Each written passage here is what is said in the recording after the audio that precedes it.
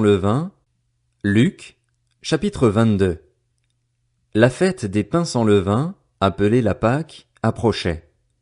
Les chefs des prêtres et les spécialistes de la loi cherchaient les moyens de faire mourir Jésus, car ils redoutaient les réactions du peuple. Or Satan entra dans Judas, surnommé l'Iscariote, qui faisait partie des 12, et Judas alla s'entendre avec les chefs des prêtres et les chefs des gardes sur la manière de le leur livrer. Ils s'en réjouirent et convinrent de lui donner de l'argent. Judas accepta et se mit à chercher une occasion favorable pour leur livrer Jésus à l'insu de la foule. Le jour des pains sans levain où l'on devait sacrifier l'agneau pascal arriva. Jésus envoya Pierre et Jean en leur disant « Allez nous préparer la Pâque, afin que nous la mangions. » Ils lui dirent « Où veux-tu que nous la préparions ?» Il leur répondit « Quand vous serez entrés dans la ville, vous rencontrerez un homme qui porte une cruche d'eau. Suivez-le dans la maison où il entrera et dites au propriétaire de la maison « Le maître te demande « Où est la salle où je mangerai la Pâque avec mes disciples ?» Alors il vous montrera une grande pièce aménagée à l'étage. C'est là que vous préparerez la Pâque.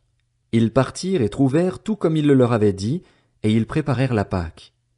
Quand l'heure fut venue, il se mit à table avec les 12 apôtres. Il leur dit « J'ai vivement désiré manger cette Pâque avec vous avant de souffrir, car, je vous le dis, je ne la mangerai plus jusqu'à ce qu'elle soit accomplie dans le royaume de Dieu. » Puis il prit une coupe, remercia Dieu et dit « Prenez cette coupe et partagez-la entre vous, car, je vous le dis, désormais je ne boirai plus du fruit de la vigne jusqu'à ce que le royaume de Dieu soit venu. » Ensuite il prit du pain et, après avoir remercié Dieu, il le rompit et le leur donna en disant « Ceci est mon corps qui est donné pour vous. Faites ceci en souvenir de moi. » Après le souper il prit de même la coupe et la leur donna en disant « Cette coupe est la nouvelle alliance en mon sang qui est versée pour vous. Cependant celui qui me trahit est avec moi à cette table. Le Fils de l'homme s'en va conformément à ce qui a été fixé, mais malheur à l'homme par qui il les trahit. » Ils commencèrent à se demander les uns aux autres lequel d'entre eux ferait cela. Il y eut aussi une rivalité entre les disciples pour déterminer qui devait être considéré comme le plus grand parmi eux. Jésus leur dit « Les rois des nations dominent sur leur peuple et ceux qui exercent le pouvoir se font appeler bienfaiteurs. Que cela ne soit pas votre cas, mais que le plus grand parmi vous soit comme le plus jeune, et celui qui commande comme celui qui sert. En effet, qui est le plus grand? Celui qui est à table ou celui qui sert? N'est-ce pas celui qui est à table? Et moi, cependant, je suis au milieu de vous comme celui qui sert. Vous êtes ceux qui avez persévéré avec moi dans mes épreuves. C'est pourquoi je dispose du royaume en votre faveur, comme mon Père en a disposé en ma faveur. Ainsi, vous mangerez et boirez à ma table dans mon royaume et vous serez assis sur des trônes pour juger les 12 tribus d'Israël. » Le Seigneur dit, « Simon, Simon, Satan vous a réclamé pour vous passer au crible comme le blé. Mais moi, j'ai prié pour toi, afin que ta foi ne disparaisse pas. Et toi, quand tu seras revenu à moi, affermis tes frères. » Seigneur, lui dit Pierre, je suis prêt à aller en prison avec toi, et même jusqu'à la mort. Jésus dit, Pierre, je te le dis, le coq ne chantera pas aujourd'hui avant que tu n'aies 3 fois nié me connaître. Il leur dit encore, quand je vous ai envoyé sans bourse, ni sac, ni sandales, avez-vous manqué de quelque chose? Ils répondirent, de rien.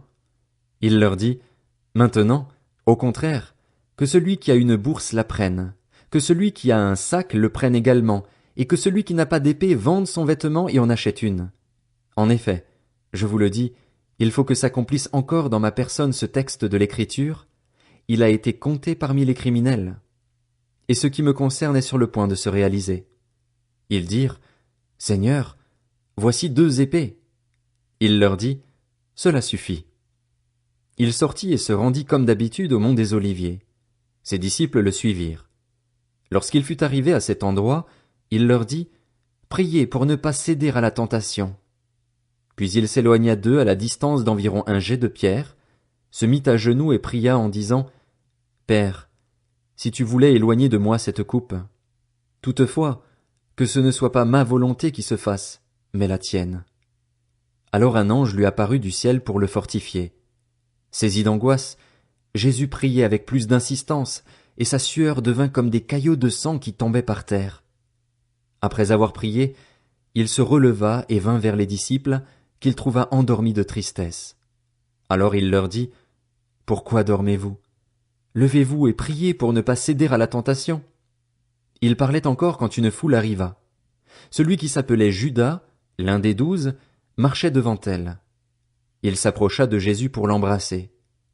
Jésus lui dit, « Judas, c'est par un baiser que tu trahis le Fils de l'homme. » Voyant ce qui allait arriver, ceux qui étaient avec Jésus dirent, « Seigneur, devons-nous frapper avec l'épée? » Et l'un d'eux frappa le serviteur du grand prêtre et lui emporta l'oreille droite.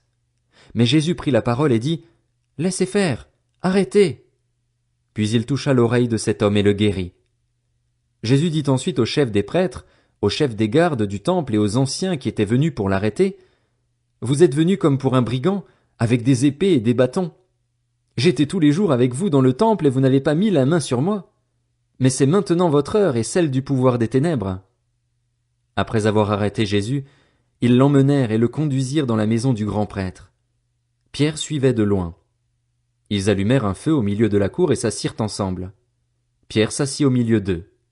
Une servante qui l'avait vu assis devant le feu et l'avait observé dit, « Cet homme aussi était avec lui. » Mais il le renia en disant, « Femme, je ne le connais pas. » Peu après, un autre le vit et dit, « Toi aussi tu fais partie de ces gens-là. » Et Pierre dit à l'homme, « Je n'en fais pas partie. » Environ 1 heure plus tard, un autre insistait, disant, « Certainement cet homme était aussi avec lui, car il est galiléen. » Pierre répondit, « Je ne sais pas de quoi tu parles. » Immédiatement, alors qu'il parlait encore, un coq chanta. Le Seigneur se retourna et regarda Pierre. Pierre se souvint alors de ce que le Seigneur lui avait dit, « Avant que le coq chante aujourd'hui, tu me renieras 3 fois. » Il sortit et pleura amèrement. Les hommes qui gardaient Jésus se moquaient de lui et le frappaient. Ils lui mirent un voile sur le visage et ils l'interrogeaient en disant, « Devine qui t'a frappé !» Et ils proféraient contre lui beaucoup d'autres insultes.